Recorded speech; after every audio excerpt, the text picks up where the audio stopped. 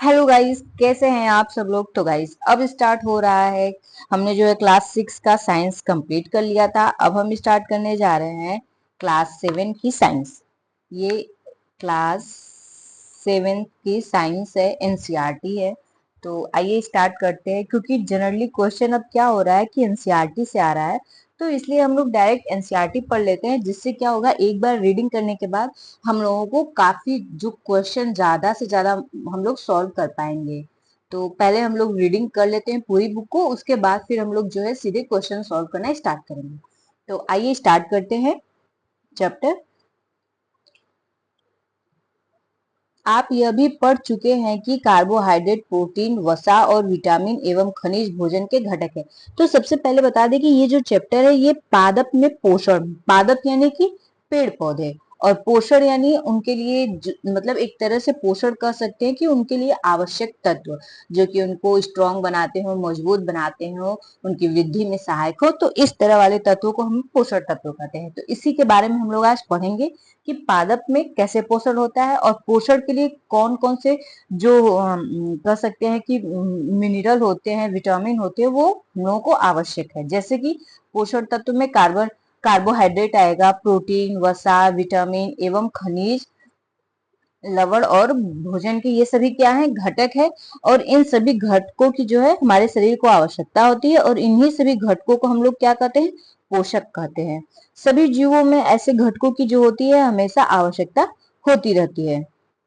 अब जैसे पादप क्या होते हैं, अपना भोजन स्वयं बना लेते हैं, परंतु मानव क्या होता है, अपना भोजन जो है स्वयं नहीं बना पाता है।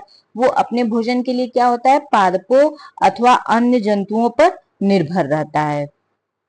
तो हम कह सकते हैं कि मानव तथा अन्य प्राणी प्रत्यक्ष अथवा परोक्ष रूप से निर्भर है, किस पर निर्भर है, पादपों पर। क्योंकि मनुष्य अपना भोजन स्वयं बना नहीं पाता है, और पेड़ पौधे अपना भोजन स्वयं बना सकते हैं। तो एक तरह से मनुष्य किस पे निर्भर है, पेड़ पौधों पे निर्भर है। पादपों में पोषण विधि, अब हम बढ़ेंगे कि पादपों में किस प्रकार की पोषण विधि होती है। तो केवल पादप ही ऐसे जीव हैं जो जल, कार्बन डाइऑक्साइड एवं खनिज की सहायता से अपना भोजन बना सकते हैं। ये सभी पदार्थ उनके परिवेश में उपलब्ध होते हैं। तो पादप जो है अपने आप अपना भोजन बनाते हैं, बस उनको जल, कार्बन डाइऑक्साइड और खनिज की आवश्यकता होती है। पोषक पदार्थ सजीवों की शारीरिक संरचना, वृद्धि तथा क्षतिग्रस्त भागों को रख रखाव के लिए समर्थ बनाते हैं, तथा विभिन्न जैव प्रक्रमों के लिए आवश्यक ऊर्जा भी प्रदान करते हैं। जो पोषक तत्व होते हैं वो शरीर को क्या करते हैं, क्षतिग्रस्त बनाते हैं, जो भाग में क्षति हुई रहती है की आपूर्ति करते हैं, शरीर में वृद्धि करते हैं। सजीव द्वारा भोजन ग्रहण कर एवं एवं इसके उपयोग की विधि को पोषण कहते हैं। मतलब सजीव क्या करते हैं, जो भोजन ग्रहण करते हैं फिर उनका उपयोग जो करते हैं उसे हम पोषण कहते हैं। पोषण की वह विधि जिसमें जीव अपना भोजन स्वयं संश्लेषित करता है, स्वपोषण कहलाती है। मतलब कि वह विधि जिसमें मनुष्य, मतलब जो जंतु, मनुष्य या कोई भी अपना भोजन स्वयं बना लेता है, तो वो कौन सी विधि कहलाती है, स्वपोषण विधि। और ऐसे पादपों को स्वपोषी कहते हैं। मतलब जो अपना भोजन स्वयं बना पाते हैं उन्हें स्वपोषी कहते हैं। और वे जंतु जो कि अपना भोजन स्वयं नहीं बना पाते हैं, दूसरों पर निर्भर रहते हैं, तो उन्हें हम विषम पोषी कहते हैं। ठीक है। अब पढ़ लेते हैं प्रकाश संश्लेषण के बारे में। पादपों में खाद्य खाद्य संश्लेषण का प्रक्रम। पादप यानी कि पेड़ पौधे अपना भोजन कैसे बनाते हैं, प्रकाश संश्लेषण के माध्यम से ही बनाते हैं। अब प्रकाश संश्लेषण के लिए पादपों की कौन कौन सी चीज जो है यूज होती है, इसके बारे में जानते हैं। तो जैसे पादपों में जो भोजन बनता है वो जनरली कहाँ से बनता है, तो पादपों की पत्तियों से बनता है। इनको क्या कहते हैं, इनको खाद्य फैक्ट्रियां कहते हैं, क्योंकि यहीं से भोजन का जो होता है निर्माण होता है। जड़ों से जो है खनिज, यहाँ से खनिज और जल अवशोषित किया जाता है, तना के द्वारा जो है पत्तियों तक जाया जाता है, और पत्तियों में जो छोटे छोटे रंध्र होते हैं उनमें उपस्थित उनके द्वारा जो है कार्बन डाइऑक्साइड ली जाती है। पत्ती उनके द्वारा कार्बन डाइऑक्साइड लेती है, और इन छोटे छोटे छेदों को क्या कहते हैं, रंध्र कहते हैं। और फिर जो है सूर्य के प्रकाश में, यहाँ पे नहीं दिया, आगे देख लेते हैं। सूर्य के प्रकाश की उपस्थिति में ये अपना भोजन का निर्माण करना प्रारंभ कर देते हैं। पत्तियों में हरा वर्णक भी होता है। जो पादप होते हैं उनकी पत्तियां हरी होती हैं। क्यों हरी होती हैं? क्योंकि उनके अंदर जो होता है क्लोरोफिल नामक तत्व होता है, जिनके कारण उनकी पत्तियां हरी होती है। क्लोरोफिल जो है सूर्य के प्रकाश की ऊर्जा का संग्रहण करने में पत्तियों की सहायता करता है। इस ऊर्जा का उपयोग जल एवं कार्बन डाइऑक्साइड से खाद्य संश्लेषण में होता है। क्योंकि खाद्य संश्लेषण सूर्य के प्रकाश की उपस्थिति में ही होता है, इसीलिए इसे प्रकाश संश्लेषण कहते हैं। प्रकाश संश्लेषण क्यों कहते हैं? क्योंकि ये सूर्य के प्रकाश में ही होता है। इस प्रकाश संश्लेषण में क्या क्या चीजें चाहिए? तो पादपों को भोजन बनाने के लिए सबसे पहले कार्बन डाइऑक्साइड चाहिए, उसके बाद जल चाहिए, क्लोरोफिल जो कि सूर्य का प्रकाश संग्रहित करता है, और फिर जब भोजन बनना स्टार्ट होता है तो कार्बोहाइड्रेट बनता है और ऑक्सीजन गैस निकलती है। तो ये हो गया प्रकाश संश्लेषण। अब ये चीज एक कोशिका के बारे में हम लोग जान लेते हैं। आपने देखा है कि इमारतें ईंटों से बनी होती हैं, इसी प्रकार सजीवों का शरीर सूक्ष्म इकाइयों से बनता है जो कि कोशिका कहलाती है। यानी कोशिका क्या है? मानव शरीर की सबसे सूक्ष्म इकाई है जिसके द्वारा मानव शरीर का निर्माण होता है। आगे है, कोशिका को सूक्ष्मदर्शी के द्वारा देखा जा सकता है। कुछ जीव मात्र एक कोशिकी के बने होते हैं। कोशिका का एक पतली बाह्य संरचना द्वारा घिरी होती है जिसे कोशिका झिल्ली कहते हैं। कोशिका क्या होती है? एकदम कोशिका को सूक्ष्मदर्शी के द्वारा हम देख सकते हैं। कोशिका जो होती है वो क्या, बहुत से जानवर जो होते हैं एक कोशिकी होते हैं। कोशिका एक बाह्य पतली झिल्ली से घिरी रहती है जिसको हम कोशिका झिल्ली कहते हैं। इसके केंद्र में जो होता है वो सुस्पष्ट संरचना होती है जिसको केंद्रक बोलते हैं, और केंद्रक के चारों ओर जेली के समान एक पदार्थ घिरा होता है जिसको क्या कहते हैं? कोशिका द्रव्य कहते हैं। ठीक, तो ये होगी कोशिका के बारे में जानकारी। ये कोशिका में देख सकते हैं यहाँ पे, ये कोशिका का क्या है? ये केंद्रक हो गया, ये जो झिल्ली नुमा इस तरह से है ये कोशिका द्रव्य हो गया, जेली नुमा जो है, और ये पतली सी डार्क ब्लैक कलर की जो है ये क्या है? ये इसकी झिल्ली होगी। आगे देख लेते हैं प्रकाश संश्लेषण क्या होता है। अतः सभी जीवों के लिए सूर्य का ऊर्जा चरम स्रोत है। क्योंकि मनुष्य हो या फिर पादप हो, सभी को सूर्य से ऊर्जा मिलती है, तो सूर्य का ऊर्जा क्या होता है? चरम स्रोत है सूर्य ऊर्जा का। आगे है, प्रकाश संश्लेषण तो हो गया यहाँ से। अब देख लेते हैं कि इस प्रक्रम में ऑक्सीजन निर्मुक्त होती है, यानी प्रकाश संश्लेषण की क्रिया में ऑक्सीजन क्या होता है? निकलता है, और कार्बोहाइड्रेट अंततः पत्तियों में मड या स्टार्च के रूप में संग्रहित हो जाता है। पत्ती में स्टार्च की उपस्थिति प्रकाश संश्लेषण प्रक्रम का संपन्न होना दर्शाता है। स्टार्च भी एक प्रकार का क्या है? कार्बोहाइड्रेट है। आगे यहाँ देख लेते हैं, पत्तियों के अतिरिक्त पादपों के कुछ दूसरे हरे भागों जैसे कि हरे तने, हरी शाखाओं में भी प्रकाश संश्लेषण होता है। मतलब जहां जहां क्लोरोफिल उपस्थित होगा वहां वहां जो है प्रकाश संश्लेषण की विधि होगी, न कि केवल पत्तियों में होगी। तना हरा होता है तो उसमें भी हो सकता है। ठीक है, जैसे कि मरुस्थलीय पादपों में वाष्पोत्सर्जन के द्वारा जल के क्षय को कम करने के लिए पत्तियां शल्क अथवा शूल रूपी हो जाती हैं। इन पादपों के तने हरे होते हैं जो कि प्रकाश संश्लेषण का कार्य करते हैं। आपने इस तरह से कैक्टस, नागफनी का पौधा तो देखा होगा जिसमें यूं, एक मिनट, जिसमें इस तरह से लंबे लंबे कांटे होते हैं, और ये जो होता है पूरा ग्रीन कलर का होता है इस तरह से। तो अब ये पूरा ग्रीन कलर का हो जाता है तो ये क्या होता है? ये जो है ये ग्रीन वाला ये उनका तना होता है, और ये जो कांटा होता है उनकी क्या होती है? पत्ती होती है, सूख करके एकदम कांटे जैसी हो जाती है जिससे कि वाष्पोत्सर्जन क्या हो? कम से कम हो। अब देख लेते हैं कि क्या केवल जो है पत्तियों, हरी पत्तियों में ही प्रकाश संश्लेषण होता है, और कहीं नहीं हो सकता है प्रकाश संश्लेषण? तो आपने यहाँ पे हम देख लेते हैं, तो हरी पत्तियों के अतिरिक्त अन्य वर्ण रंग की पत्तियों में भी क्लोरोफिल होता है। केवल हरी पत्तियों में ही क्लोरोफिल नहीं होता है, और रंगों के वर्ण में भी क्या होता है? क्लोरोफिल होता है। बस इन पत्तियों में उपस्थित अन्य रंग जो है क्लोरोफिल के रंग को क्या करते हैं? प्रतिच्छान कर देते हैं, मतलब उनको ढक देते हैं जिससे कि वो क्लोरोफिल का पता नहीं चल पाता है। और ये लाइन को इरेज कर देते हैं यहाँ से। आपने गीली दीवारों पर अथवा तालाब के ठहरे हुए जलाशय में हरे अवलपंखी काई जैसे पादप देखे होंगे। ये सामान्यतः कुछ जीवों की वृद्धि के कारण बनते हैं, जिन्हें हम क्या कहते हैं, शैवाल कहते हैं। मतलब जो ग्रीन कलर का हमें दिखाई देता है, जिसको काई बोलते हैं, वो शैवाल होता है। यहाँ पे देख सकते हैं कि ये कई तरह की पत्तियां हैं। इन पत्तियों में भी क्या होता है, क्लोरोफिल उपस्थित होता है, लेकिन इनके अन्य कलर के कारण जो है वो दिखाई नहीं देता है, ढक जाता है। इनका हरा रंग क्या क्यों होता है, तो इनमें क्लोरोफिल होता है, जिसके कारण ये हरे रंग के दिखाई देते हैं। शैवाल भी प्रकाश संश्लेषण के द्वारा अपना भोजन स्वयं बनाते हैं। पादपों में कार्बोहाइड्रेट के अतिरिक्त अन्य खाद्य पदार्थों का संश्लेषण। तो पादपों में कार्बोहाइड्रेट के अलावा अन्य पादपों का संश्लेषण कैसे होता है, जान लेते हैं। प्रकाश संश्लेषण प्रक्रम के द्वारा पौधे कार्बोहाइड्रेट का संश्लेषण करते हैं। कार्बोहाइड्रेट कार्बन, हाइड्रोजन और ऑक्सीजन से बना हुआ होता है और इसका मुख्य उपयोग जो है खाद्य घटकों के संश्लेषण में होता है।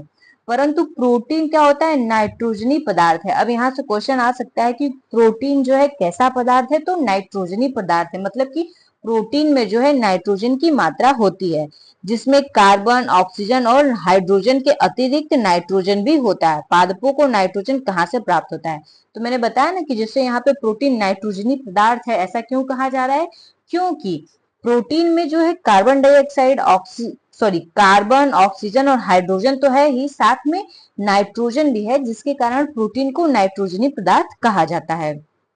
अब बात आती है कि क्या केवल पादपों को जो है, केवल पादपों में नाइट्रोजन की पूर्ति कहाँ से होती है, तो इसके लिए कैसे करते हैं। क्योंकि नाइट्रोजन गैसीय अवस्था में तो प्रचुर मात्रा में है, लेकिन इनका अवशोषण जो है पादप किस तरह से करते हैं। मिट्टी में, मतलब जनरली देखते होंगे कि मिट्टी में कुछ विशेष जीवाणु होते हैं जो कि गैसीय नाइट्रोजन को उपयोगी यौगिकों में परिवर्तित कर मृदा में निर्मुक्त करते हैं। ये विलय पदार्थ पादपों द्वारा जल के साथ अवशोषित कर लिए जाते हैं।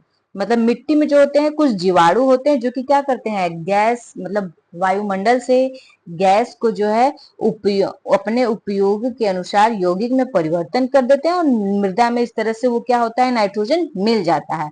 फिर यह विलेय पदार्थ पादपों के द्वारा जल के साथ अवशोषित कर लिए जाते हैं। संभवतः आपने देखा होगा कि किसान अपने खेतों में उर्वरक अथवा खाद डालते हैं। तो किसान जो होते हैं अपने खेत में कई तरह के खाद, नाइट्रोजनी पदार्थ डालते हैं। क्यों डालते हैं, क्योंकि इससे जो है नाइट्रोजन की मांग को जो है पूरा किया जा सके, नाइट्रोजन की कमी को जो है पूरी की जा सके। इसके पश्चात खाद्य पदार्थ के अन्य घटक जैसे प्रोटीन एवं वसा का संश्लेषण करते हैं। पादपों में पोषण की अन्य विधियां। अब पादपों में पोषण की अन्य विधियां क्या हैं, इनको कैसे जानते हैं। तो जैसे कि कुछ पादप ऐसे भी होते हैं जिनमें क्लोरोफिल नहीं पाया जाता है, तो ऐसे पादप भोजन संश्लेषित नहीं कर पाते हैं। तो ऐसे पादप जब भोजन संश्लेषित नहीं कर पाते हैं, वो अपना भोजन कैसे प्राप्त करते हैं। तो पहले तो ऐसे पादप जो कि अपना भोजन स्वयं संश्लेषित नहीं कर पाते हैं, अन्य पादपों पर निर्भर होते हैं, तो इन्हें क्या कहते हैं, विषम पोषी प्रणाली। इस प्रणाली को जो है विषम पोषी प्रणाली कहते हैं। मतलब जो प्रणाली, जैसे कि पादप तो अपना भोजन स्वयं बनाते हैं, लेकिन कुछ पादप ऐसे होते हैं जो अपना भोजन स्वयं नहीं बनाते हैं और वो अपने भोजन के लिए दूसरों पर निर्भर रहते हैं। तो ऐसे को क्या कहते हैं, विषम पोषी प्रणाली कहते हैं। और इनका उपयोग जैसे कि अमर बेल हो गई। अमर बेल क्या होती है, एक रस्सी नुमा पीले रंग की संरचना होती है, जिसको क्या अमर बेल पादप बोलते हैं। इसमें क्लोरोफिल होता नहीं है, तो ये क्या करता है, ये दूसरों के ऊपर चढ़ करके उनसे अपना जो है लीच की तरह, जैसे जोक होती है ना कि दूसरों से हर चीज शक करती है, तो उसी तरह ये अमर बेल भी है, दूसरों के ऊपर चढ़ती है, अन्य पादपों पेड़ों के ऊपर चढ़ करके उनसे जो है अपना भोजन अवशोषित करती है। और इसे क्या कहते हैं, इस कारण अमरबेल को जो है परपोषी कहा नहीं, जिनके ऊपर ये चढ़ती है, मतलब जैसे ये पेड़ है, पेड़ के ऊपर ये पीले रंग की जो संरचना है पतली पतली धागे नुमा, ये हो गई अमरबेल। तो ये जो पेड़ है ये क्या है, ये परपोषी पेड़ है, इस पेड़ को परपोषी कहेंगे। और ये अमरबेल जो है ये क्या कहलाएगी, अमरबेल परजीवी कहलाएगी। मतलब जो कि दूसरों के सहारे जीवित रहे उसे परजीवी कहेंगे। ठीक है।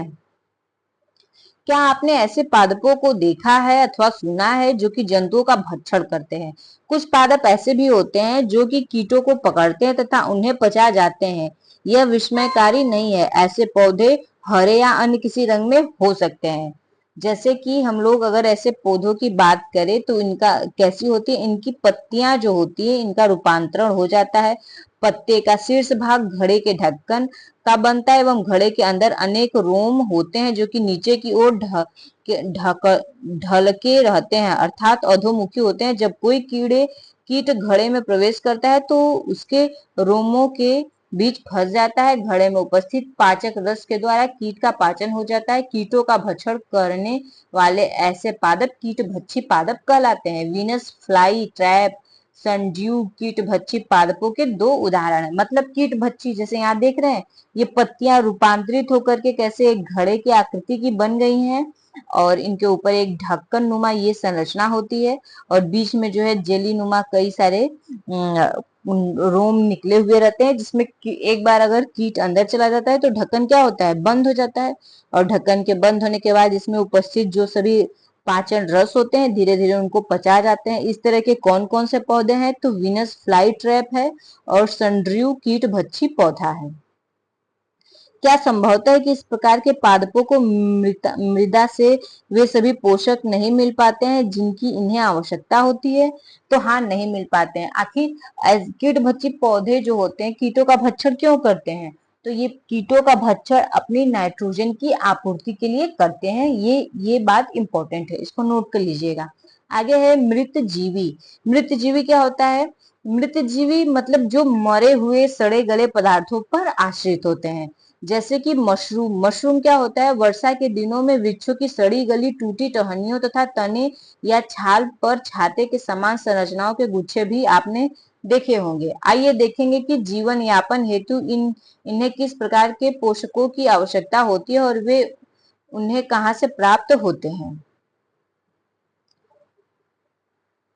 ब्रेड का टुकड़ा लेकर जल में भिगो दे। मतलब ये भी है कि जब ब्रेड का टुकड़ा भिगो देते हैं तो उसमें धागे नुमा संरचना दिखाई देने लगती है। ये धब्बे किस रंग के दिखाई देते हैं? धब्बे भी होते हैं।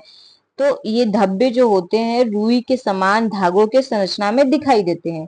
यह जीव कवक या फंगाई कहलाते हैं। जो धब्बे और धागे नुमा संरचना होती है इन्हें फंजाई कहते हैं। इनकी पोषण प्रणाली अथवा पोषण विधि भिन्न प्रकार की होती है। ये मृत एवं विघटनकारी सड़ने वाली वस्तुओं जैव पदार्थों की सतह पर कुछ पाचन रसों का स्राव करते हैं तथा उसके साधारण व विलेय के रूप में परिवर्तित कर देते हैं। तत्पश्चात यह विलयन का भोजन के रूप में अवशोषण करते हैं। इस प्रकार की पोषण प्रणाली जिसमें जीव किसी मृत एवं विघटित जैविक पदार्थों के पोषक तत्वों को प्राप्त करते हैं मृत जीवी पोषण कहलाते हैं। मृत जीवी पोषक प्रणाली का उपयोग करने वाले जीव मृत जीवी कहलाते हैं।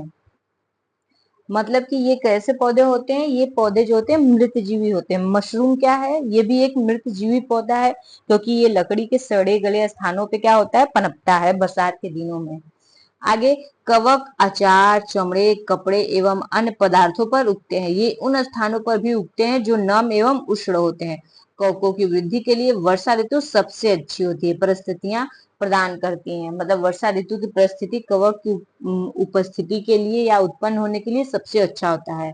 इसी कारण वर्षा ऋतु के दौरान अनेक वस्तुएं कवकों की वृद्धि के कारण नष्ट हो जाती हैं, अनुपयोगी हो जाती हैं। ठीक है, आगे देखते हैं। कवकों के बीजाणु वायु में उपस्थित होते हैं। जब वे किसी ऐसे जैव पदार्थ अथवा उत्पाद पर बैठते हैं जो नम एवं उष्ण हो तो वे अंकुरित होकर नए कवक को जन्म देते हैं। क्या अब आप बता सकते हैं कि हम अपनी वस्तुओं को कवक के से खराब होने से किस प्रकार बचा सके?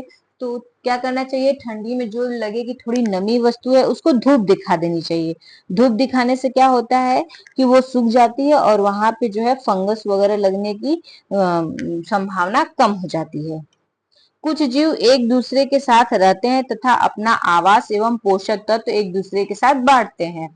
इसे सहजीवी संबंध कहते हैं। मतलब दो जीव एक ही साथ रहेंगे, अपना आवास भोजन हर तरह से एक दूसरे के साथ तालमेल बिठा के चलते हैं, एक दूसरे पे निर्भर रहते हैं। तो इस तरह के जीव को क्या कहते हैं? सहजीवी, क्योंकि ये साथ चलते हैं। उदाहरण के लिए कवक वृक्षों की जड़ों में रहते हैं। वृक्ष कवक को पोषण प्रदान करते हैं, बदले में उन्हें जल एवं पोषकों के अवशोषण में सहायता मिलती है। वृक्ष के लिए इस संबंध का विशेष महत्व है। जैसे कि वृक्ष क्या होता है, वृक्ष के जड़ में जो होते हैं कवक होते हैं, तो वो कवक क्या करते हैं, उनको जो है वहां पे स्थान प्राप्त होता है पेड़ के जड़ों में रहने का। और वो कवक क्या करते हैं, वो कवक जल मतलब मिट्टी से जल पोषक तत्व अवशोषित करते हैं, जिससे पेड़ का भी फायदा होता है। लाइकेन लाइकेन है लाइकेन कहे जाने वाले कुछ जीवों में भी दो भागीदार होते हैं।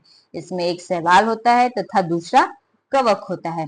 शैवाल में क्लोरोफिल उपस्थित होता है, जबकि कवक में क्लोरोफिल नहीं होता है। कवक शैवाल को रहने का स्थान, आवास, जल एवं पोषक तत्व उपलब्ध कराता है तथा बदले में शैवाल प्रकाश संश्लेषण के द्वारा संश्लेषित खाद्य कवक को देता है। मतलब कि जो एक तो कवक होता है और एक शैवाल। तो कवक क्या करता है, कवक शैवाल को रहने के लिए स्थान देता है, जल देता है, पोषक तत्व उपलब्ध कराता है।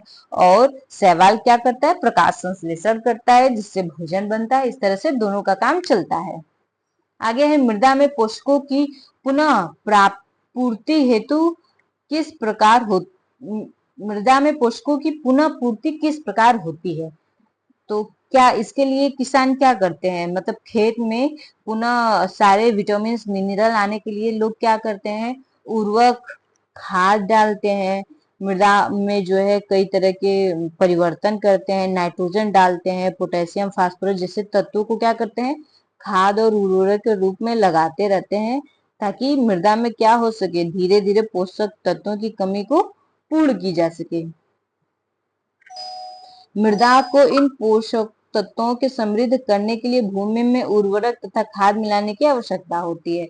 आगे है पादपों को प्रोटीन बनाने के लिए समांतर नाइट्रोजन की अधिक आवश्यकता होती है। फसल कटाई के बाद मृदा में नाइट्रोजन की कमी हो जाती है। यद्यपि वायु में नाइट्रोजन गैस प्रचुर मात्रा में है, परंतु पादप इसका उपयोग उस प्रकार करने में असमर्थ होते हैं जैसे वे कार्बन डाइऑक्साइड का उपयोग करते हैं। तो वायुमंडल से कार्बन डाइऑक्साइड का उपयोग तो पौधे आसानी से कर लेते हैं, लेकिन वायुमंडल से नाइट्रोजन का उपयोग नहीं कर पाते हैं, क्योंकि पत्तियों में रंध्र छिद्र होती है, लेकिन नाइट्रोजन के लिए कोई भी मार्ग नहीं होता है। तो नाइट्रोजन को विलयन के रूप में अवशोषित कर सकते हैं। पौधे जो है नाइट्रोजन को विलयन के रूप में क्या करते हैं, अवशोषित कर लेते हैं। कुछ जीवाणु जो राइजोबियम कहलाते हैं, वायुमंडलीय नाइट्रोजन को विलय पदार्थों में परिवर्तित कर देते हैं। कुछ जीवाणु होते हैं जैसे राइजोबियम, ये क्या करते हैं, ये वायुमंडल से नाइट्रोजन का विलयन कर लेते हैं और पेड़ पौधों को दे देते हैं। जैसे कि अरहर की जड़ों में जितनी भी लगभग जड़ें हो मतलब डाल होती हैं, उनकी जड़ों में लगभग राइजोबियम पाया ही जाता है।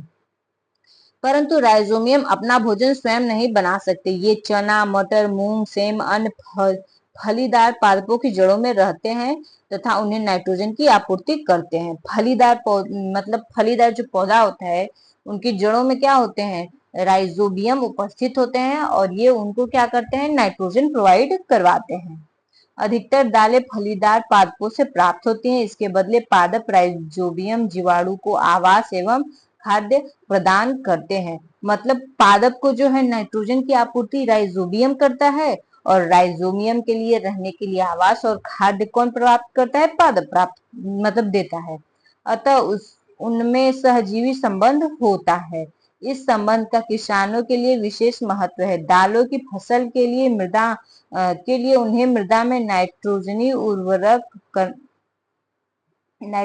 उर्वरक देने की आवश्यकता नहीं पड़ती है। यही नहीं, दाल की फसल उगाने के अगली फसल के लिए भी सामान्यतः उर्वरकों की आवश्यकता नहीं पड़ती है। क्यों नहीं पड़ती, क्योंकि नाइट्रोजन की आपूर्ति हो जाती है। आगे है, इस अध्याय में आपने पढ़ा कि अधिकतर पादप स्वपोषी होते हैं। बहुत कम ही पादप अन्य पादप प्रणाली अपनाते हैं, जैसे कि परजीवी एवं मृत जीवी एक दूसरे से पोषण प्राप्त करते हैं। सभी प्राणी अपने भोजन के लिए पादप तथा अन्य प्राणियों पर निर्भर निर्भर रहते हैं, अतः उन्हें विषम पोषी के रूप में समूहीकृत किया गया है। क्या हम कह सकते हैं कि कीटभक्षी पौधे आंशिक विषम पोषी हैं? क्या हम मतलब इस बात को कह सकते हैं कि कीटभक्षी पौधे जो है वो आंशिक रूप से विषम पोषी हैं? तो बिल्कुल नहीं, आंशिक रूप से वो बिल्कुल भी विषम पोषी नहीं है। तो इस चैप्टर में हमने क्या क्या पढ़ा, ये चैप्टर अब हो गया है कंप्लीट। तो जान लेते हैं कि हमने कौन कौन सी टॉपिक इसमें जो है इस चैप्टर में पढ़ी है और हमारे लिए एग्जाम के अकॉर्डिंग इम्पोर्टेंट है। तो आइए देखते हैं। तो सबसे पहले हमने क्या पढ़ा, पादप। पादपों में, एक मिनट, पादपों में पोषण। पादपों में पोषण। अब पादपों में पोषण के लिए कौन कौन से तत्व होते हैं? तो कार्बन डाइऑक्साइड हो गया, प्रोटीन हो गया, वसा हो गया, विटामिन, इन सभी चीजों की जो होती है आवश्यकता होती है। और उसके बाद जैसे कि पौधे अपना प्रकाश संश्लेषण के द्वारा भोजन निर्माण करते हैं। प्रकाश संश्लेषण द्वारा।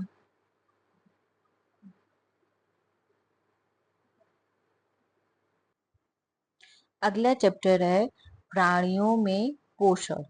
तो अभी तक हमने जो है फर्स्ट चैप्टर में पढ़ा था पादपों में कैसे पोषण होता है, और अब सेकंड चैप्टर में पढ़ेंगे कि प्राणियों में पोषण कैसे होता है। तो इससे पहले हम लोग क्या पढ़े थे कि पादप जो है अपना भोजन कैसे बनाते हैं, प्रकाश संश्लेषण के द्वारा बनाते हैं। लेकिन जंतु क्या है, कोई भी जंतु अपना भोजन जो है प्रकाश संश्लेषण के द्वारा नहीं बना सकता, या हम कह सकते हैं कि कोई भी जंतु अपना भोजन स्वयं नहीं बना सकता है। वो प्रत्यक्ष या परोक्ष रूप से किस पे निर्भर होता है, पौधों पर निर्भर होता है। कुछ प्राणी तो सीधे पौधों का भक्षण कर लेते हैं, और कुछ क्या होता है, उन जंतुओं को खाते हैं जो कि पौधों को अपने आहार के रूप में खाते हैं। तो एक तरह से मनुष्य, जंतु सभी क्या है, सभी जो है पौधों या पादपों पर निर्भर हैं। ठीक है, ये तो बातें हमें क्लियर हो गई। अब पढ़ेंगे हम लोग जो है जंतुओं में पोषण कैसे होता है। तो कार्बोहाइड्रेट जैसे कुछ संगठित जटिल पदार्थ, मतलब जो जैसे खनिज लवण हो गया, वसा, प्रोटीन, कार्बोहाइड्रेट, ये सभी जो हैं जटिल पदार्थ होते हैं। तो इनका पाचन कैसे मतलब होगा, तो उनको जो है सबसे पहले इन पदार्थों को सरल पदार्थों में बदलना आवश्यक होता है, और बदलने के बाद ही जो है इनका क्या होता है, पाचन। जैसे कि यहाँ फिगर में है कि जटिल पदार्थ कुछ इस तरह की संरचना से जटिल पदार्थ होते हैं, और इनको फिर इस तरह की संरचना में बदला जाता है। तो जटिल पदार्थ से सरल सरल पदार्थ में बदलने की क्रिया को ही क्या कहते हैं, पाचन कहते हैं। अब खाद्य संग्रहण की विभिन्न विधियां। खाद्य संग्रहण यानी भोजन को कैसे संग्रहित करते हैं, इनकी कौन कौन सी विधियां हैं, इनके बारे में पढ़ेंगे। तो जैसे मधुमक्खी हो गई, या फिर मरमर पक्षी, हमिंग बर्ड जो होता है, पौधों का क्या करते हैं, मकरंद चूसते हैं, मतलब कि पौधों का ये रस चूसते हैं। और कुछ जंतु, मानव जो हो गए, वो अपनी माँ का क्या करते हैं, दूध पीते हैं। अजगर, सांप जैसे वंश वाले प्राणी मतलब क्या करते हैं, ये सब शिकार को, अपने शिकार को क्या करते हैं, पूरा निगल जाते हैं। और कुछ जलीय प्राणी जो होते हैं, अपने आसपास तैरते हुए खाद्य कणों को छान करके उनका क्या करते हैं, भक्षण करते हैं। ठीक, तो इस तरह से अपना अपना सभी जो है भोजन करते हैं। एक अद्भुत सत्य है, इसके बारे में जान लेते हैं क्या है। स्टार फिश एक मछली है, और ये मछली क्या करती है, ये मछली जो है कैल्शियम कार्बोनेट के कठोर कवच वाले जंतुओं को आहार बनाती है। किस तरह के जंतुओं को, जिनका जो है कवच, ऊपर का जो खोल होता है वो कैल्शियम कार्बोनेट का बना होता है, उनको वो क्या करती है, अपना आहार बनाती है। और आहार बनाने के लिए कैसे बनाती है, तो सबसे पहले वो कवच खोलने के बाद, वो जंतुओं का जो होता है कवच खोलती है। खोलने के बाद अपने मुख में अपना अमाशय बाहर ला देती है, मतलब अपने मुख से ही अपना अमाशय क्या करती है, बाहर ला देती है। और जो कि जंतु के कोमल भागों क्या करते हैं, खा जाते हैं। उसके बाद अपने अमाशय को वापस अपने पेट में डाल लेती है, और फिर धीरे धीरे क्या होता है, भोजन का पाचन शुरू हो जाता है। अब हम आगे पढ़ेंगे मानव में भोजन के पाचन। मानव में भोजन का पाचन कैसे होता है? तो हम लोग क्या करते हैं, सबसे पहले भोजन को अपने मुख में डालते हैं, मुख में ग्रहण करते हैं और इसको धीरे धीरे क्या करते हैं, चबाना शुरू कर देते हैं। चबाने से इसमें क्या होता है, थोड़ा बहुत जो है लार वगैरह मिलता है और ये जो है धीरे धीरे हमारे मुंह के अंदर चला जाता है और इसका जो है हमारे मुंह के अंदर चला जाता है। फिर हम इसका अपने ऊर्जा के रूप में उपयोग करते हैं। और जो भोज्य पदार्थ नहीं पच पाता है, मतलब कि जो अपशिष्ट पदार्थ होता है, उसको हम क्या करते हैं, मल के रूप में बाहर अपने शरीर से निकाल लेते हैं। भोजन जो है हमारे अंदर कैसे जाती है, एक नलिका के द्वारा जाती है जो कि मुख गुहा से प्रारंभ होती है। मुख गुहा यानी हमारे एकदम मुंह से जो होती है उसका आरंभ होता है और लास्ट में जाकर के गुदा तक वो रहती है। तो इस नली को जो जिसमें भोजन जाता है, इस नली को हम लोग इसको जो है विभिन्न भागों में बांट दिए हैं। जैसे कि पहला भाग क्या होता है, मुख गुहा होता है। दूसरा भाग ग्रास नली होती है या फिर ग्रसिका होती है। तीसरा अमाशय होता है। चौथा भाग क्षुद्रांश छोटी आंत होता है और पांचवा वृद्धांश बड़ी आंत होता है और लास्ट में जो मलाशय से जुड़ी हुई है उसको मल द्वार अथवा गुदा बोलते हैं। यह एक बहुत लंबा मार्ग नहीं है, बहुत ज्यादा लंबा मार्ग तो ये नहीं है। अब कैसे ये मार्ग है हम इसको भी आगे देखेंगे। तो क्या होता है, जब भोजन मुख से धीरे धीरे अंदर चला जाता है तो भोजन का जो पाचन होता है वो एक ही बार में नहीं होता है, वो विभिन्न क्रियाओं से दर दर धीरे धीरे होता जाता है। जैसे जब हम भोजन को मुंह में लेते हैं, उसको चबाते हैं तो धीरे धीरे उसमें लार मिलने लगता है, तो वो क्या करता है, स्टार्च मड में परिवर्तन करने लगता है। तो पहले अमाशय की आंतरिक भित्ति क्षुद्रांश और आहार नाल से संबंध विभिन्न ग्रंथियां, जैसे कि लारा ग्रंथि, इसको हम लार ग्रंथि भी कह सकते हैं, यकृत अग्नाशय पाचन रस स्रावित करते हैं। तो अमाशय की जो आंतरिक भित्ति होती है, मतलब अंदर वाले जो तत्व हो, मतलब अमाशय के अंदर के जो पार्ट होते हैं वो क्या करते हैं, वो पहले पाचन रस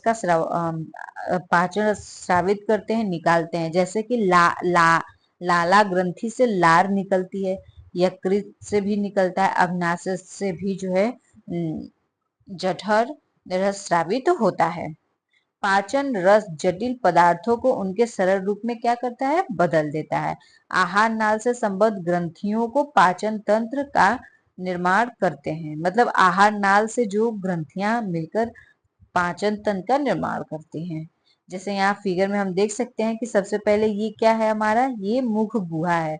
उसके बाद ये लाला ग्रंथि, यानी यही इसी ग्रंथि से जो है हमारा क्या बनता है, लार बनता है। फिर मुख गुहा से जब आगे बढ़ेंगे तो हमें ये वाली इतनी जो लंबी लाइन जैसे दिख रही है, इसको हम क्या कहेंगे, ग्रसिका कहेंगे। उसके बाद फिर हमारा क्या आता है, ये हमारा हो जाएगा यकृत हो जाएगा यहाँ पे। उसके बाद यकृत के बाद फिर जस्ट उसके बगल में क्या होता है, अमाशय। यकृत के जस्ट नीचे बगल में क्या होता है, पित्ताशय होता है। आगे जो है ये वाली संरचना अग्नाशय कहलाती है। नीचे ये जो देख रहे हैं ना, एकदम जाली नुमा, मतलब जैसे कि ढेर सारा किसी पाइप को मोड़ के रखा जाता है उस टाइप से, तो क्या ये है, क्षुद्रांश है।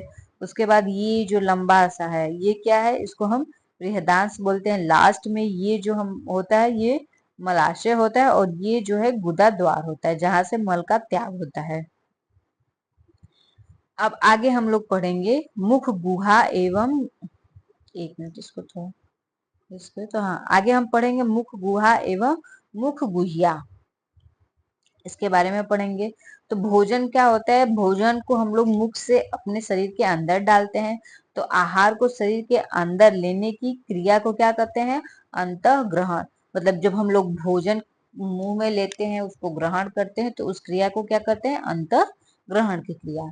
फिर दांतों की सहायता से हम क्या करते हैं, भोजन को चबाते हैं तथा यांत्रिक विधि द्वारा उनके छोटे छोटे टुकड़े पीस देते हैं। मतलब दांतों से चबाते हुए क्या करते हैं, हम उनके छोटे छोटे पीस कर देते हैं और इन पीसों को जो है और महीन और बारीक कर देते हैं। और दांत क्या होते हैं, दांत जो होते हैं मसूड़ों के बीच साकेट या गर्तिका में क्या होते हैं, धंसे हुए होते हैं, फिक्स होते हैं। हमारे दांत की आकृति क्या होती है, सब दांतों की आकृति जो होती है भिन्न भिन्न होती है और उनके कार्य भी जो होते हैं भिन्न भिन्न होते हैं। एक वयस्क आदमी के कितने दांत होते हैं, आदमी या औरत एक वयस्क के कितने दांत हो सकते हैं? तो 32 दांत होते हैं। अब इन दांतों को भी जो है कई श्रेणियों में बांट दिया जाता है, जैसे यहाँ पे दिया है ना, कर्ण एवं दर्शन दांत, चीरने एवं फाड़ने वाले दांत, चबाने एवं पीसने वाले दांत। तो इस तरह से दांतों को जो है 3 श्रेणियों में हम लोग बांट सकते हैं। अब आगे देखते हैं, यहाँ दांत की हम संरचना भी देख लेते हैं। जैसे फर्स्ट आगे के ये जो 4 दांत होते हैं, इनको हम क्या कहते हैं? कृदंत बोलते हैं। ये क्या करते हैं? ये चीजों को पकड़ने और उनको जो है खींचने के काम में आते हैं, नोचने के काम में। उसके बाद रंधक होते हैं। रंधक, इनकी संरचना ही आप देख सकते हैं किस तरह की, नोकीली, एकदम पैनी होती है। तो ये चीजों को क्या करते हैं? चीरने और फाड़ने का कार्य करते हैं। उसके बाद फिर ये 4 दांत आते हैं अर्ध चर्वक। ये क्या करते हैं? ये चीजों को चबाने का कार्य करते हैं। और उसके बाद चर्वक, ये पूरी तरह से जो है चबाते हैं। पीछे के ये जो 4 दांत होते हैं, ये भोजन को पूरी तरह से चबाते हैं। उसके आगे के जो ये 4 दांत हैं, ये क्या करते हैं? भोजन को चबाते हैं, लेकिन उतनी अच्छी से नहीं जितने की चर्वक करते हैं। एक तरह से कह दे तो ये दोनों का काम जो है सेम सेम है, बस फर्स्ट नंबर का थोड़ा स्लो है और सेकेंड यानी चर्वक जो है वो ज्यादा अच्छा है।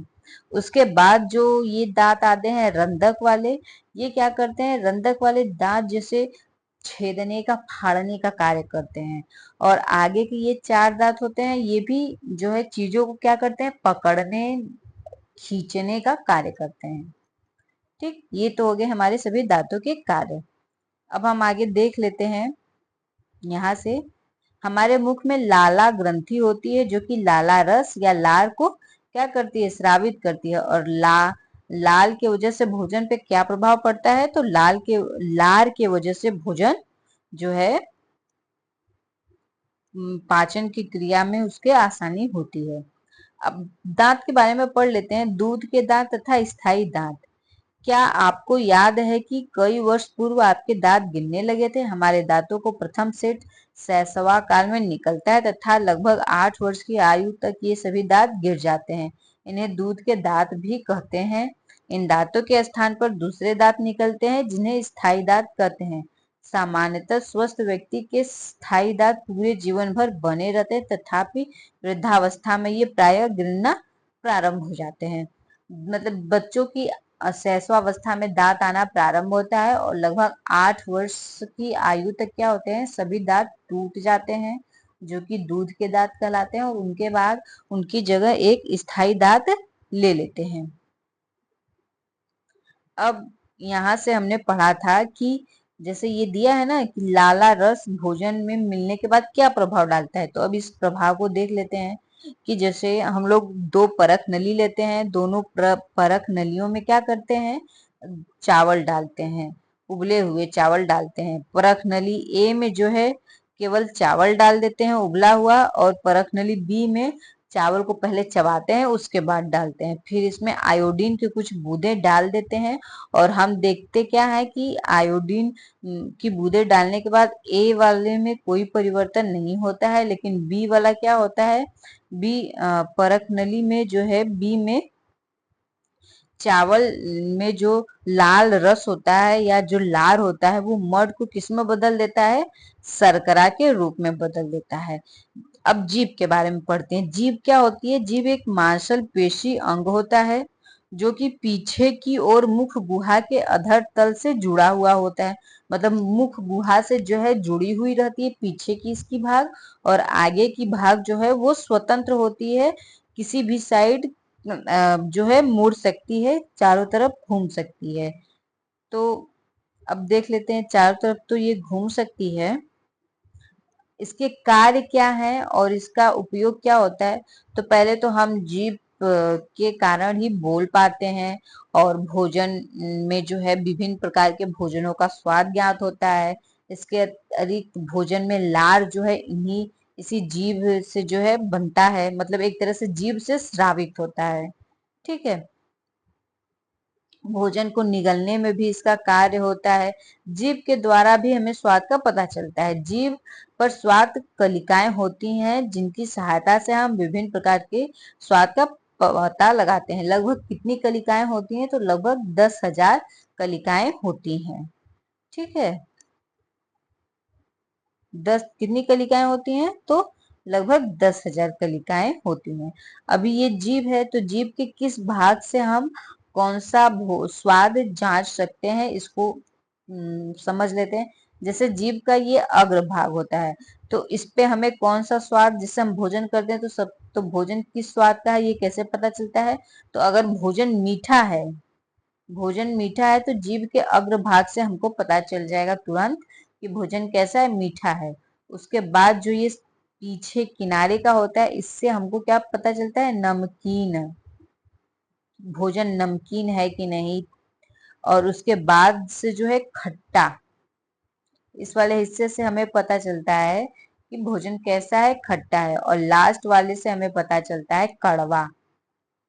भोजन अगर कसैला, कड़वा होता है तो इन चीजों को आप महसूस करिए कि जब आप भोजन करते हैं और भोजन मीठा होता है तो सबसे पहले जीभ के अग्रभाग पे पता चलता है। वैसे तो ऐसा नहीं है कि और जगहों पे पता नहीं चलता है, पूरे जीभ पे ही जो है इन चीजों का आभास होता है।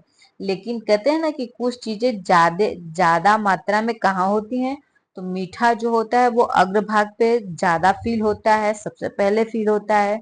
नमकीन जो होता है किनारे पे फील होता है, और खट्टा उसके पीछे किनारे पे फील होता है, और कड़वा जो होता है जीभ के एकदम पिछले भाग से महसूस होता है। अब यहाँ पे तो ये जीभ के बारे में पूरी प्रक्रिया हमको पता चल गई। अब आगे हम देख लेते हैं भोजन नली या ग्रसिका के बारे में पढ़ेंगे। निकला हुआ भोजन मतलब जो हम खा रहे हैं भोजन, वो क्या होता है? ग्रास नली अथवा ग्रसिका के द्वारा धीरे धीरे हमारे पेट के अंदर जाने लगता है।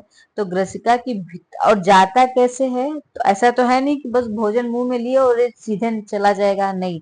तो जो ग्रसिका होती है वो संकुचन करती है, जिसके कारण जो है भोजन है वो धीरे धीरे क्या होता है? नीचे सरकता चला जाता है। जैसे हमने गले से यहाँ से भोजन लिया, और जब ये भोजन थोड़ा सा नीचे आया तो देख रहे हैं यहाँ पे दोनों साइड जो है थोड़ी थोड़ी संकुचन हो गई है ग्रसिका में। फिर ये धीरे धीरे धीरे धीरे जैसे जैसे भोजन नीचे आता जाता है, संकुचन बढ़ता जाता है। इस तरह से भोजन क्या होता है? धीरे धीरे हम हमारे जो है ग्रसिका से नीचे जाने लगता है। ग्रसिका से नीचे जाने के बाद धीरे धीरे भोजन जो है नीचे जाने लगता है। कभी कभी क्या होता है कि कुछ मतलब हम लोग ज्यादा खा लेते हैं या उल्टा सीधा खा लेते हैं, तो उसको आमाशय जो है भोजन को पचा नहीं पाता है, स्वीकार नहीं करता है। जब भोजन को पचा नहीं पाता है, स्वीकार नहीं करता है, तो क्या करेगा वहां पे? तो जब भोजन को पचा नहीं पाता है, स्वीकार नहीं कर पाता है, तो भोजन को क्या करेगा? बाहर कर देता है। किस रूप में? वमन, यानी कि उल्टी आने लगती है। जैसे ढेर सारा खाना खा लिया, उल्टा सीधा खाना खा लिया, तो क्या होता है? वो थोड़ी देर के बाद हमें उल्टी हो जाती है, जिससे कि पूरा खाना क्या होता है? बाहर चला आता है। अब बात करेंगे अमाशय के बारे में। अमाशय क्या होता है? तो अमाशय मोटी भित्ति वाले एक थैलीनुमा संरचना होती है, जो कि चपटा एवं जे के आकार का होता है। किस आकार का होता है अमाशय? जे के आकार का होता है, चपटा जे। तथा आहार नाल का सबसे चौड़ा भाग, ये क्या है? आहार नाल का सबसे चौड़ा भाग होता है। कौन? अमाशय। और यह ग्रसिका नली से खाद्य प्राप्त करता है, मतलब जो हम भोजन लेते हैं वो ग्रसिका में संकुचन के द्वारा धीरे धीरे धीरे नीचे आती है, और नीचे आने के बाद सबसे पहले अमाशय में जाती है, और अमाशय प्राप्त करता है तथा दूसरी ओर क्षुद्रांश में खुलता है। अमाशय में जब भोजन चला जाएगा तो धीरे धीरे जो भी यहाँ से पाचन की क्रिया होगी अमाशय में होगी। अमाशय के बाद वो धीरे धीरे किस में जाता है? दूसरी क्षुद्रांश में चला जाता है। अमाशय का आंतरिक स्तर श्लेष्मल हाइड्रोक्लोरिक अम्ल तथा पाचन रस स्रावित करता है। श्लेष्मल अमाशय के आंतरिक स्तर को सुरक्षा प्रदान करता है। जो अमाशय होता है वो क्या करता है? हाइड्रोक्लोरिक अम्ल तथा पाचन रस स्रावित करता है, जिससे कि अमाशय के अंदर आकर के भोजन जो है क्या होता है? पचता है और धीरे धीरे फिर उसके बाद क्या होता है, क्षुद्रांश की ओर भोजन आगे बढ़ने लगता है। और जो अमाशय है वो अम्ल का जो है स्राव करता है, जिससे कि भोजन करते समय हम लोगों के साथ कई सारे बैक्टीरिया पेट में चले जाते हैं। तो उस अम्ल, हाइड्रोक्लोरिक अम्ल से क्या होता है कि वो सभी बैक्टीरिया धीरे धीरे करके क्या होते हैं, नष्ट हो जाते हैं। इस तरह से हम लोग भोजन खा पाते हैं। और हाइड्रोक्लोरिक अम्ल की जो है मतलब स्रावित होता है, निकलता है, तो उसके कारण क्या होता है कि पूरा पाचन रस जो होता है माध्यम, वो कैसा बन जाता है, अम्लीय बन जाता है। पाचन रसों की क्रिया कैसी बन जाती है, अम्लीय बन जाती है। और पाचन रस को हम लोग क्या बोलते हैं, जठर रस भी बोल देते हैं।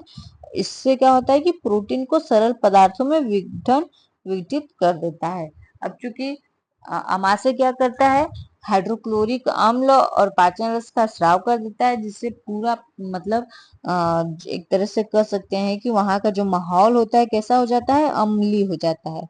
और धीरे धीरे क्या होता है, प्रोटीन जो है पाचन रस वो प्रोटीन को क्या करता है, सरल पदार्थों में विघटित कर देता है। अब बात करेंगे क्षुद्रांश। क्षुद्रांश को क्या, छोटी आंत, बड़ी आंत जो होती है, आंत, आंत को हम लोग क्या बोल सकते हैं, क्षुद्रांश भी बोल सकते हैं। तो क्षुद्रांश की लंबाई लगभग कितनी होती है, 7.5 मीटर लंबी और अत्यधिक कुंडलित नली है। कुंडलित वही मतलब सिकुड़ी हुई, मुड़ी हुई नली होती है। यह यकृत एवं अग्नाशय से स्राव प्राप्त करती है।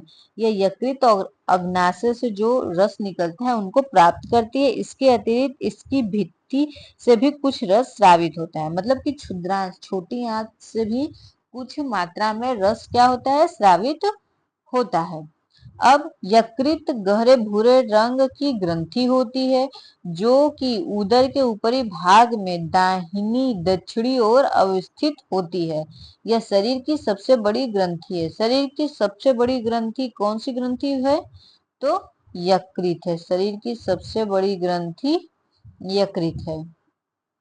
यह पित्त रस स्रावित करती है। कौन पित्त रस स्रावित करता है, यकृत जो है वो पित्त रस को स्रावित करती है, जो कि एक थैली में संग्रहित होता रहता है, जिसे पित्ताशय कहते हैं। क्या कहते हैं, पित्ताशय। यकृत क्या है, सब शरीर की सबसे बड़ी ग्रंथि है और ये क्या करता है, पित्त रस का स्राव करता है। और पित्त रस किसमें जाकर के संग्रहित होता है, पित्ताशय में संग्रहित होता है। आगे है अग्नाशय, हल्के पीले रंग की बड़ी ग्रंथि है, जो कि आमाशय के ठीक नीचे स्थित होती है। अग्नाशिक रस कार्बोहाइड्रेट एवं प्रोटीन पर क्रिया करता है तथा इनको उसके सरल रूप में परिवर्तित कर देता है। अग्नाशिकी रस क्या, और कार्बोहाइड्रेट एवं प्रोटीन पर क्रिया करता है। कौन कौन क्रिया करता है, तो अग्नाशय करता है। ठीक है, उसमें से जो मतलब उसमें से जो रस स्रावित होता है उससे क्रिया करता है। आगे है अग्नाशय, हल्के पीले रंग की, सॉरी ये 1 मिनट है, ये हमारा छूट गया, जो कि एक थैली में संग्रहित होता है, जिसे पित्ताशय कहते हैं।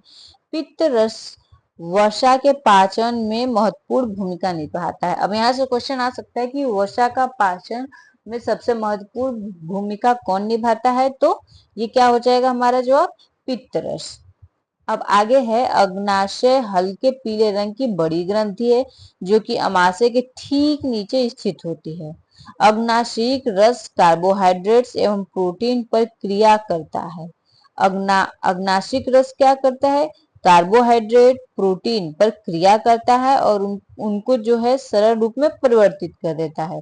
उनका जो कठिन या जटिल स्वरूप होता है उसको क्या करता है, सरल रूप में परिवर्तित कर देता है। आंशिक रूप से मतलब आधा अधूरा जो भोजन पचा होता है, वो पचा हुआ भोजन कहाँ जाता है, वो पचा हुआ भोजन जो है निचले क्षुद्रांश के पास चला जाता है, जहां की अब यहाँ क्या होता है, अग्नाशय जो है आंत रस का पाचन क्रिया को पूर्ण कर देता है, मतलब धीरे धीरे भोजन को क्या करता है, पचा देता है। कार्बोहाइड्रेट जो है सरल शर्करा में परिवर्तित होकर के ग्लूकोज में परिवर्तित हो जाता है। वसा वसा अम्ल एवं ग्लिसरॉल में तथा प्रोटीन एमिनो अम्ल में परिवर्तित हो जाता है। अब यहाँ से ये चीजें थोड़ी सी इंपॉर्टेंट है कि एक मिनट, इससे थोड़ा हम लोग चेंज करते हैं। तो इसमें कार्बोहाइड्रेट जो है ये क्या करता है, कार्बोहाइड्रेट इस किस में परिवर्तित होता है, तो ये ग्लूकोज में परिवर्तित हो जाता है। सरल शर्करा जैसे कि ग्लूकोज में परिवर्तित हो जाता है, मतलब कार्बोहाइड्रेट को हम शर्करा में परिवर्तित कर सकते हैं, ऐसा कर सकते हैं। और उसके बाद वसा, वसा किसमें, वसा अम्ल और ग्लिसरॉल में परिवर्तित हो जाता है, ग्लिसरॉल में परिवर्तित। उसके बाद प्रोटीन जो है वो एमिनो अम्ल में परिवर्तित हो जाता है। अब बात करेंगे क्षुद्रांश में अवशोषण। क्योंकि भोजन तो अब पच चुका है, इसलिए भोजन अब कहाँ जा रहा है, अब भोजन जा रहा है क्षुद्रांश में। बचा हुआ भोजन अवशोषित होकर क्षुद्रांश की भित्ति में रुधिर स्थित रुधिर वाहिनियों में चला जाता है। इस प्रक्रम को अवशोषण कहते हैं। तो अवशोषण क्या है, जो बचा हुआ भोजन मतलब आता है उसमें से क्षुद्रांश में जो नसें होती हैं वो क्या करती हैं, धीरे धीरे रुधिर वाहिकाओं में चली, मतलब स्थित वाहिकाओं में चला जाता है, मतलब भोजन को धीरे धीरे अवशोषित कर लेती हैं अपने अंदर। उसके बाद क्षुद्रांश की आंतरिक भित्ति पर अंगुली के समान उभरी हुई संरचना होती है। जो क्षुद्रांश है उस पे उंगली के संरचना में उभरी हुई क्या होती है, आकृति होती है, जिसे हम लोग क्या कहते हैं, दीर्घ रोम कहते हैं या फिर रसाकुर कहते हैं। दीर्घ रोम पचे हुए भोजन के अवशोषण हेतु तल क्षेत्र बढ़ा देते हैं, मतलब कि तल क्षेत्र क्या करते हैं, उनका एरिया बढ़ा देते हैं। प्रत्येक दीर्घ रोम में सूक्ष्म रुधिर वाहिकाओं का जाल फैला रहता है। दीर्घ रोम की सतह से पचे हुए भोजन का अवशोषण होता है तथा यह रुधिर वाहिकाओं में चला जाता है। किसमें चला जाता है, रुधिर वाहिकाओं में। आगे है अवशोषित पदार्थ का स्थानांतरण रुधिर वाहिकाओं द्वारा शरीर के विभिन्न भागों तक होता है, जहां उनका उपयोग जटिल पदार्थ को बनाने में किया जाता है। आगे है इस प्रक्रिया को स्वर्गीकरण कहते हैं। किस प्रक्रिया को, जो कि वाहिकाओं में धीरे धीरे अवशोषण के बाद जो चीजें अवशोषित होती है वो क्या होती है, रुधिर वाहिकाओं में स्थानांतरण हो जाता है और उनका उपयोग जो है जटिल पदार्थों को बनाने में शरीर में किया जाता है। तो इस प्रक्रम को क्या कहेंगे, स्वांगीकरण कहते हैं। कोशिका में उपस्थित ग्लूकोज का विघटन ऑक्सीजन की सहायता से कार्बन डाइऑक्साइड एवं जल में हो जाता और ऊर्जा मुक्त होती है। भोजन का वह भाग जिसका पाचन नहीं होता है अथवा अवशोषण नहीं होता है बृहदान्त में भेज दिया जाता है। मतलब जो भोजन पचता नहीं है, अब उनका यूज नहीं रहता है, वो कहाँ चला जाता है, वो बृहदान्त में चला जाता है। बृहदान्त अब क्या है, बृहदान्त के बारे में पढ़ते हैं, बृहदान्त के बारे में पढ़ते हैं।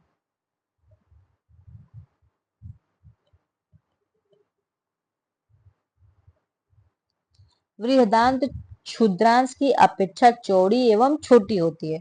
मतलब जो एक क्षुद्रांश होता है तो उसके कंपेयर में बृहदांश यानी बड़ी आंत क्या होती है, छोटी लेकिन क्या होती है, चौड़ी होती है। यह लगभग 1.5 मीटर लंबी होती है, इसकी लंबाई 1.5 मीटर होती है। इसका मुख्य कार्य जल एवं लवणों का अवशोषण करना है और बचा हुआ अपशिष्ट पदार्थ को मलाशय के द्वारा क्या करना है, शरीर से बाहर निकाल देना है। और इस निकालने की प्रक्रिया को क्या कहते हैं, निष्कासन कहते हैं। अब हम पढ़ेंगे घास खाने वाले जंतुओं में पाचन। मतलब वे जंतु जो कि घास फूस खाते हैं उनके अंदर पाचन कैसे होता है इसके बारे में हम जानेंगे। तो जैसे गाय भैंस ये सभी क्या होती हैं, शाकाहारी होती हैं। तो वे क्या करती हैं, जुगाली करती रहती हैं। मतलब जब खाती हैं तब तो खाती हैं, उसके अलावा जब वो खाने के बाद बैठी रहती है तब भी उनका मुंह चलता है, ऐसा लगता है जैसे वो कुछ खा रही हो। वास्तव में वे पहले घास को जल्दी जल्दी निगलकर अमाशय के एक भाग में भंडारित कर लेती हैं। यह भाग रूमेन प्रथम अमाशय कहलाता है। तो क्या होता है, जब जानवरों को हम लोग चारा डालते हैं तो वो जल्दी जल्दी सारे चारे को क्या कर लेते हैं, खा लेते हैं, जो कि अपने अमाशय के एक भाग में क्या कर लेते हैं, भंडारित कर लेते हैं, मतलब वहां संग्रहित कर लेते हैं। उस भाग को हम लोग क्या कहेंगे, रूमेन कहते हैं, जो कि प्रथम अमाशय कहलाता है। उसके बाद रूमिनेंट में अमाशय 4 भागों में बटा होता है। रूमेन में भोजन का आंशिक पाचन होता है, जिसे जुगाल कंड कहते हैं, परंतु बाद में जंतु इसको छोटे छोटे पिंडों के रूप में पुनः मुख में लाता है तथा जिसे वह चबाता रहता है। पहले क्या करते हैं, जानवर जल्दी जल्दी सब खा करके अपने अमाशय के प्रथम भाग में रूमेन में रख लेते हैं, जहां से भोजन का आधा पाचन, आंशिक रूप से पाचन शुरू हो जाता है। उसके बाद फिर वो क्या करते हैं, अपने उस भोजन को जो है कंड के छोटे छोटे पिंड के रूप में वापस मुंह में लाते हैं और उनको चबा चबा करके जो है रोमंथ में धीरे धीरे पहुंचाना शुरू कर देते हैं। और उनका जो ये चबाना होता है उसको क्या कहते हैं, उसको जुगाली करना कहते हैं। तथा ऐसे जंतु रूमिनेंट अथवा रोमंथी कहलाते हैं। मतलब जो इस तरह से जुगाली करते हैं उन्हें हम रूमिनेंट या रोमंथी कहते हैं। घास में सेलुलोज की प्रचुरता होती है, जो कि एक प्रकार का कार्बोहाइड्रेट है। अब यहाँ से क्वेश्चन आ सकता है कि सेलुलोज क्या एक प्रकार का क्या है, तो एक प्रकार का कार्बोहाइड्रेट है। किसी रूमिनेंट अथवा रोमंथी पशु, हिरण आदि के रूमेन में सेलुलोज का पाचन करने वाले जीवाणु पाए जाते हैं, जो बहुत से जंतु एवं मानव सेलुलोज का पाचन नहीं कर पाते हैं। मतलब कि जो हरे घास फूस खाते हैं, तो हरे घास फूस में क्या होता है, सेलुलोज होता है, और सेलुलोज के पाचन के लिए उनके अंदर क्या होते हैं, पाचन वाले जीवाणु पाए जाते हैं, जबकि मनुष्य में और कुछ जंतुओं में ये जीवाणु नहीं पाए जाते हैं। जैसे जानवरों जैसे घोड़ा, खरगोश आदि के क्षुद्रांश एवं बृहदांत के बीच एक थैलीनुमा बड़ी संरचना होती है, जिसे अर्धनाल कहते हैं। भोजन के सेलुलोज का पाचन यहाँ पर कुछ जीवाणुओं के द्वारा होता है, जैसे घोड़ा हो गया, खरगोश, ये सभी क्या होते हैं, पेड़ पौधे पादप खाते हैं। तो इनके क्षुद्रांश और बृहदांत के बीच एक थैलीनुमा संरचना होती है, जिसे अर्धनाल कहते हैं। और इसी अर्धनाल में क्या होता है, सेलुलोज का पाचन करने वाले जीवाणु उपस्थित होते हैं। मनुष्य के आहार में यह थैली क्या होती है, अनुपस्थित होती है। अब उसके बाद जो है हमने मतलब ऐसे जानवरों के बारे में पढ़ लिया जिनके अंदर पाचन की क्रिया आसानी से हो जाती है, लेकिन अब ऐसे के बारे में पढ़ेंगे जंतुओं के बारे में जो कि काफी सूक्ष्म होते हैं, जिनमें न तो मुख होता है और न ही पाचन तंत्र। अब सोचिए, जिनके अंदर मुख नहीं है, पाचन तंत्र नहीं है, वो अपना भोजन कैसे पचाते होंगे, तो किस प्रकार भोजन का अंतर्ग्रहण करते हैं, उनका पाचन कैसे होता है, इन सब बातों के बारे में जानेंगे। तो सबसे पहले हम लोग पढ़ेंगे अमीबा के बारे में। अमीबा क्या होता है, अमीबा जलाशय में पाया जाता है और यह एक कोशिकीय जीव है। अमीबा की कोशिका में एक कोशिका झिल्ली होती है। यह एक गोल सघन केंद्रक एवं कोशिका द्रव में बुलबुले के समान अनेक धारियां होती हैं। मतलब कि क्या होता है, अमीबा एक कोशिकी होता है, इसके अंदर कोशिका होती है, कोशिका के अंदर जो है एक केंद्रक होता है, और धीरे धीरे ये किससे भरा हुआ रहता है, केंद्रक, ये जो है यहाँ पे एक गोल सघन केंद्रक एवं कोशिका होती है। कोशिका द्रव में बुलबुले के समान अनेक धानियां होती हैं। तो ये कोशिका द्रव में ढेर सारे इस तरह से बुलबुले जो है, ये क्या है, ये सभी जो है केंद्रक हैं।